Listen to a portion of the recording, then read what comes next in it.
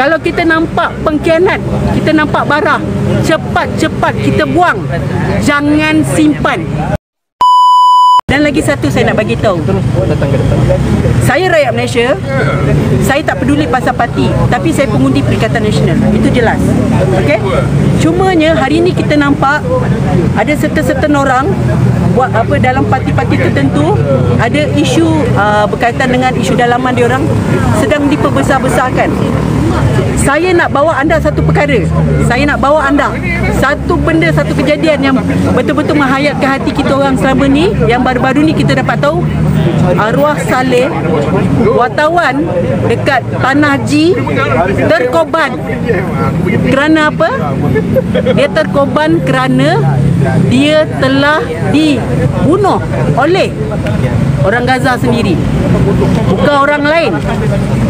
Tali barut pengkhianat Israel yang dibayar Israel untuk membunuh beliau.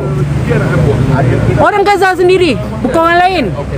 Bangsa dia sendiri, orang dia sendiri, penduduk Gaza sendiri.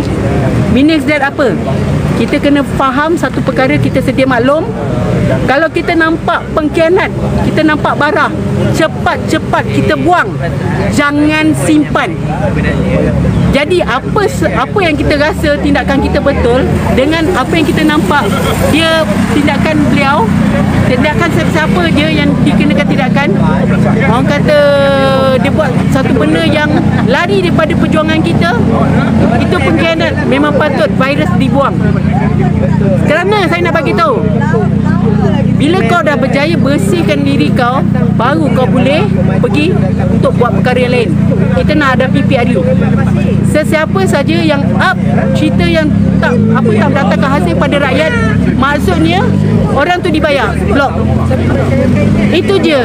Itu saja cara nak diamkan orang yang tengah gila meroyan, yang dibayar. Sebab apa anda kena ingat, setiap orang dibayar. Sesiapa saja yang buat isu dibayar. Yang kenyang dia, yang korang terikut-ikut yang bodoh.